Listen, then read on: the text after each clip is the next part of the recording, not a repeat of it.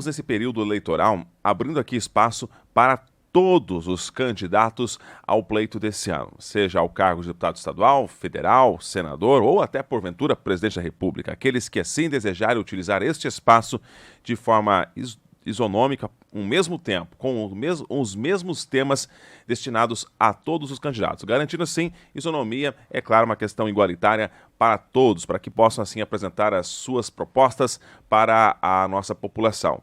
Os temas escolhidos pela nossa produção são 5 temas importantes, estruturais para uma questão de uma sociedade e, é claro, ainda um tema livre. Tudo isso dentro de 30 minutos. O nosso candidato hoje, ele é candidato a deputado estadual aqui pelo Paraná, através do MDB, professor Sérgio Andrikowicz. Professor Sérgio, muito bom dia. Começando a contar nosso tempo a partir de agora.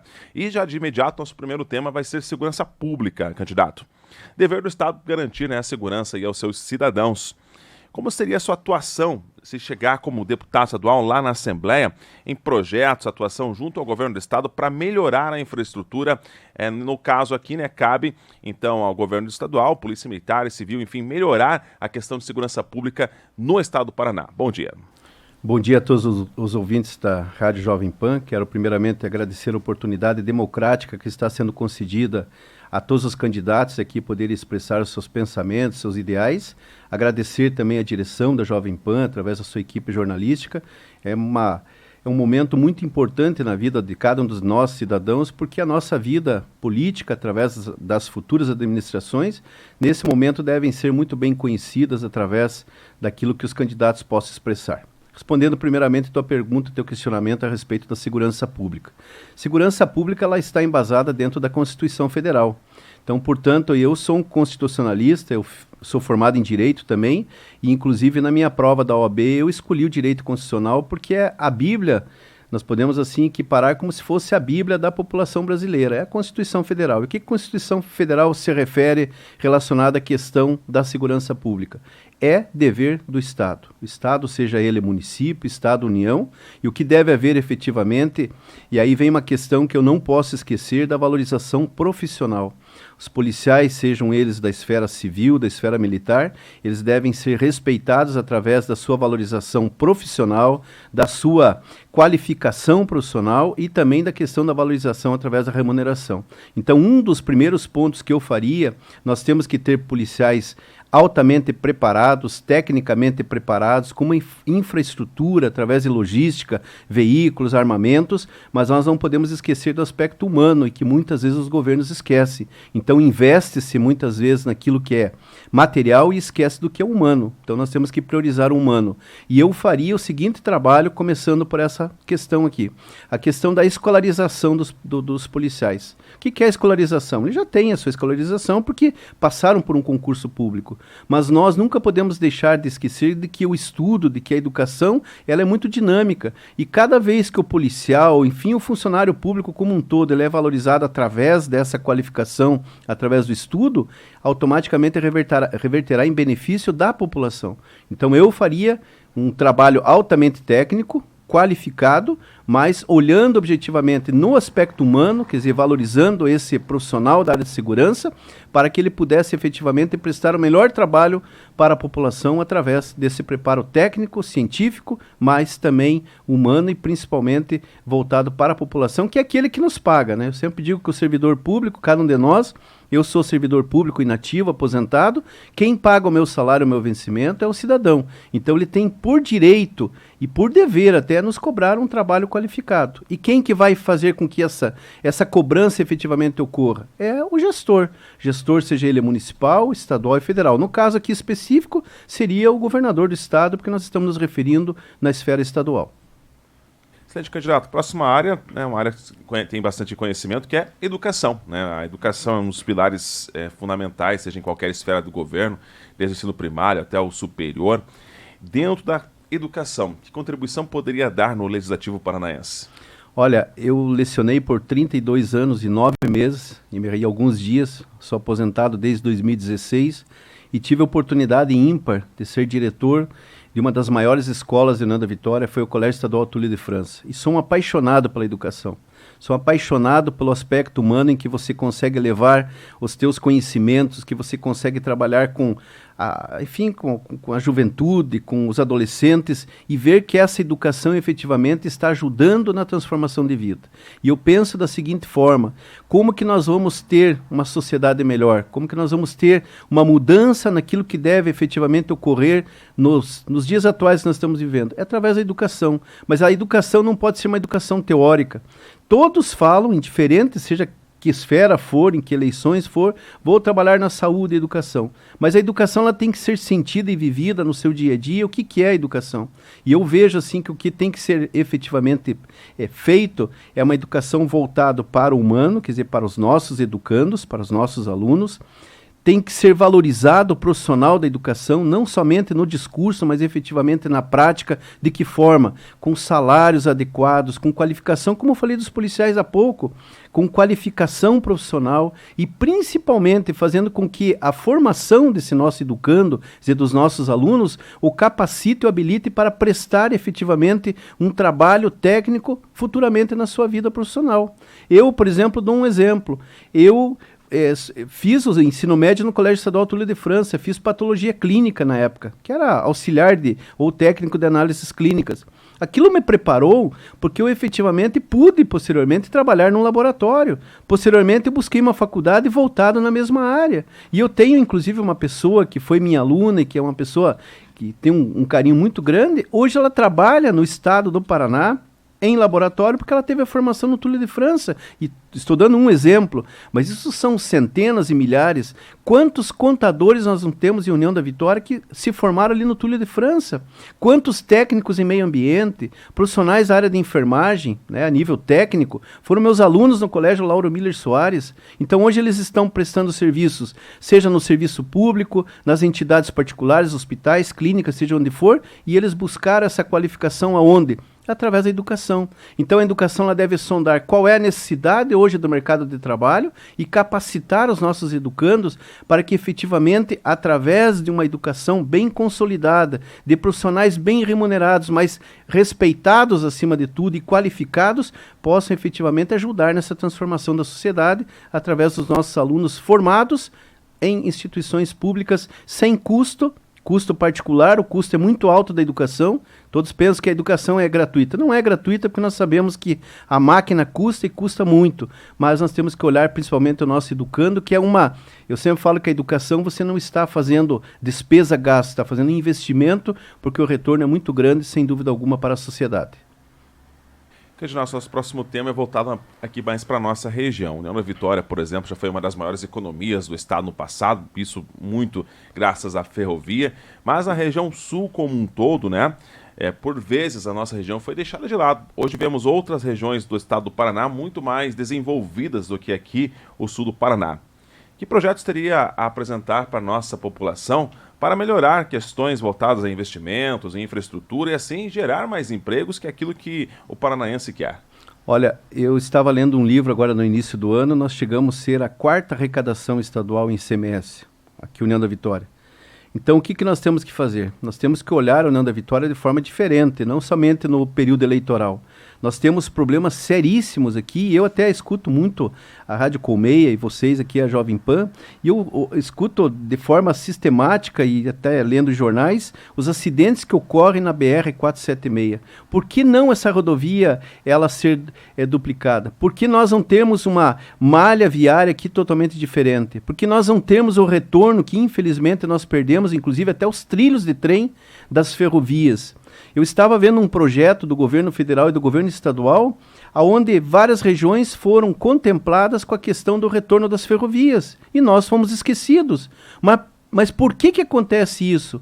Nós temos que ter pessoas que efetivamente representem a nível do governo do estado, seja estadual ou a nível federal, para que efetivamente possa ser cobrado e nós possamos ser inseridos no mapa do estado do Paraná, não somente no período eleitoral, mas durante os 4 e os anos vindouros. Nós temos que fazer com que o nosso pequeno produtor rural, e eu me sinto tão bem em falar dessa área, eu não sou da área da agricultura, mas eu sei o que é a agricultura do pequeno produtor rural, porque eu tenho, quem sabe, parentes nesse momento que estão me ouvindo lá no interior de Bituruna, coluna.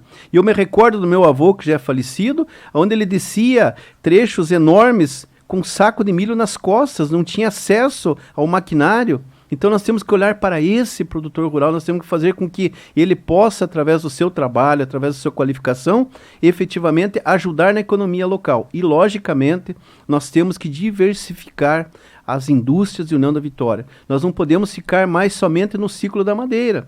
Ótimo, temos empresas excelentes que prestam um trabalho, que são reconhecidos a nível nacional e internacional na produção de inúmeros bens que são derivados da madeira, mas nós temos que qualificar e temos que trazer indústrias de outras formas de linhas de produção, para que assim possamos efetivamente colocar a União da Vitória no seu trilho normal de desenvolvimento, para que os nossos jovens, que eu falei há pouco, eu tenho conhecimento de quantos e quantos alunos que me mandam mensagem hoje no meu celular, sabendo que eu sou candidato a deputado estadual, e me retrato ali que estão morando em outras regiões porque não conseguiram emprego em União da Vitória. Isso é triste, isso é lamentável, mas nós temos que lutar de forma conjunta. E uma outra questão que nós sempre temos que falar: terminou o período eleitoral, eu, graças a Deus, não tenho inimigos. Todos os candidatos de diferentes partidos são pessoas que estão disputando um cargo normalmente, que a lei assim o faculta, como eu também.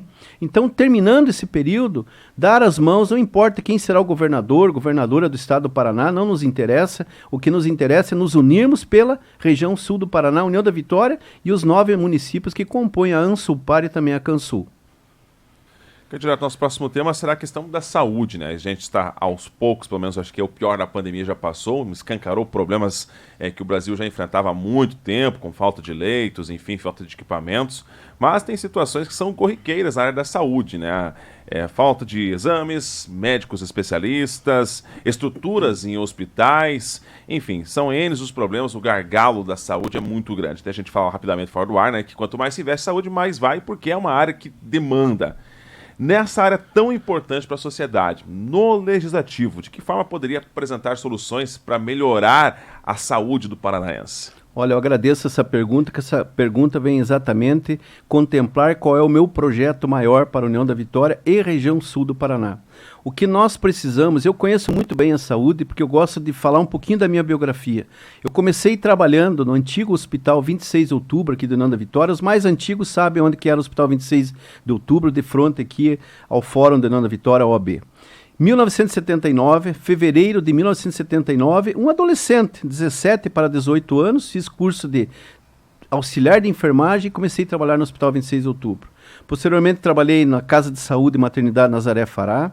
Posteriormente, fui para Curitiba, trabalhei, estudei, me formei na UEPG e retornei para a União da Vitória. Então, eu conheço saúde pública há 42 anos, trabalhando com a população. E aí eu falo com toda sinceridade de coração e até de forma emotiva o que a nossa população sofre e padece, e a solução vem através da construção de um hospital público regional na nossa cidade, para que possa atuar de forma efetiva, atendendo a União da Vitória e toda a região sul do Paraná e o nosso Paraná também. Porque quem sabe, quem já passou ou quem passa enfrentando viagens exaustivas, extremamente cansativas, a Curitiba, Campo Largo, lá ao Hospital Angelina Caron, sabe o que é um tratamento SUS, a dificuldade e principalmente os transtornos das idas e vindas. Então, se nós tivermos, meu prezado ouvinte, que nesse momento eu quero chamar muita atenção, o meu trabalho do primeiro ao último dia como mandatário aqui pela região sul do Paraná, eu quero implantar de forma incisiva um hospital público regional em União da Vitória. Por quê? Porque esse hospital público ele vai poder fazer todos esses procedimentos que hoje você busca em outros locais. Vou dar alguns exemplos. As pessoas continuam há décadas, não é somente agora, há décadas, indo para Curitiba para operar uma hérnia, para operar uma varizes, uma hemorroida, pequenos procedimentos cirúrgicos, consultas, como você muito bem falou há pouco, com especialistas, por exemplo, um neurologista, um cardiologista, exames simples que podem e devem ser efetuados em União da Vitória não o são. Por quê? Porque nós não temos um hospital público. Nós temos 3 excelentes hospitais que apresentam todo tipo de atendimento nas mais diferentes áreas, nas mais diferentes especialidades médicas, mas eles têm um custo muito alto desse atendimento. Eles não podem voltar-se exclusivamente para o cliente, para o paciente SUS. Então, se nós tivermos, e nós vamos conseguir, pode ter certeza, quem me conhece sabe a forma como eu sou insistente, vou procurar apoio onde for preciso, Ministério da Saúde, Secretaria de Saúde do Estado do Paraná, através dos pares dos deputados estaduais, para que nós tenhamos uma construção aqui em União da Vitória, como já acontece em outros municípios, inclusive Ponta Grossa, outras regiões como Francisco Beltrão e outras regiões do estado do Paraná que oferecem esse atendimento. Precisamos acabar com esse passeio a Curitiba, que eu falo passeio, mas na verdade os pacientes sabem que é um verdadeiro tormento. Então acreditem, confiem e tenham certeza absoluta que a solução para a saúde pública, ao menos vamos minimizar em muito esse problema seríssimo, é a construção de um hospital público regional em União da Vitória. Seria a solução para nós tentarmos exterminar essa dificuldade tão grande. Se alguém perguntar, é fácil? Não é fácil, extremamente complicado, mas podem ter certeza de que se as autoridades se unirem, as entidades de classe, a população, os mais diferentes conselhos regionais, profissionais da área de saúde das mais diferentes áreas, nós teremos isso daqui. Por quê? Porque quem vai patrocinar é o Estado, e o Estado tem estrutura e está respaldado em lei, é o artigo 196 a 200 da Constituição Federal, que diz assim, prezado ouvinte, a saúde é um direito do cidadão e é um dever do Estado. Então, por ser dever do Estado, vamos correr atrás daquilo que nos pertence. Professor Sérgio, nosso próximo tema, agricultura, né? Como eu falei da pandemia, a questão da saúde, a agricultura não parou durante a pandemia, mostrou-se pujante, forte, o PIB nacional, ele é positivo graças à questão também da agricultura, mas ainda mesmo assim, né, mesmo com esse solo fértil, rico que a gente tem na agricultura brasileira, algumas classes dentro da agricultura, o homem do campo ainda sofrem. Vou citar aqui, por exemplo, o sul do Brasil, a questão da suinocultura, mas a nossa região também, os produtores de leite. Muitas vezes pagamos caro o litro do leite lá no supermercado, mas ao produtor esse preço ele é muito baixo e a gente sabe que os custos de manutenção acabam sendo muito elevados. Mas a agricultura no modo geral, que projeto seria apresentar para fomentar ainda mais, melhorar ainda mais a qualidade de vida do homem do campo? Olha, a valorização do homem do campo começa exatamente através da atuação do Estado.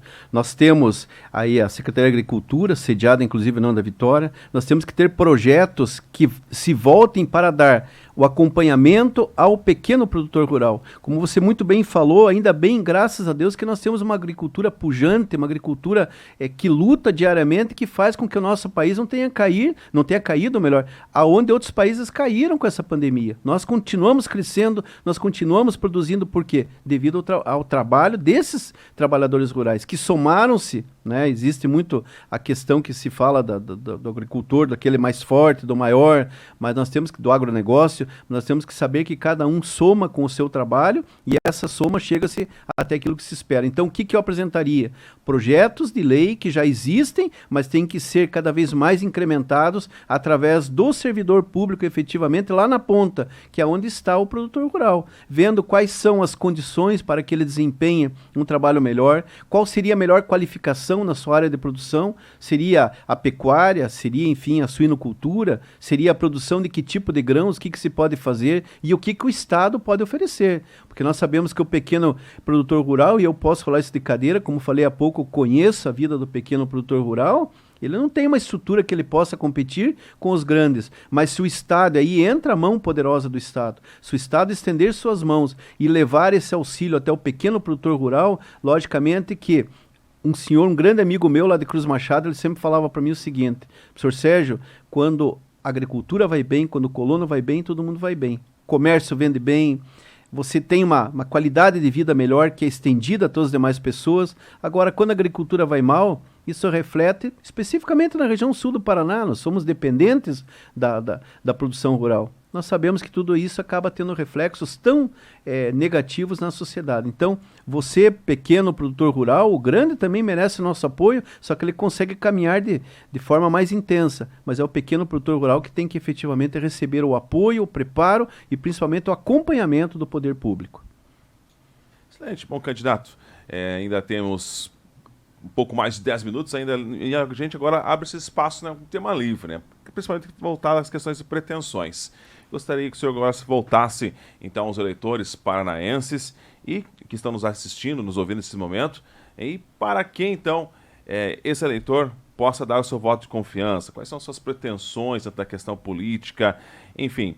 Esse tema é um espaço livre, pode utilizar todo esse tempo, enfim, que lhe sobrou, conforme lhe convém, para que convença o eleitor, então, a no dia 2 de outubro, dar, então, o seu voto de confiança na questão aqui para cargo de deputado estadual. Fique à vontade e, claro, desejar nosso muito obrigado pela sua participação.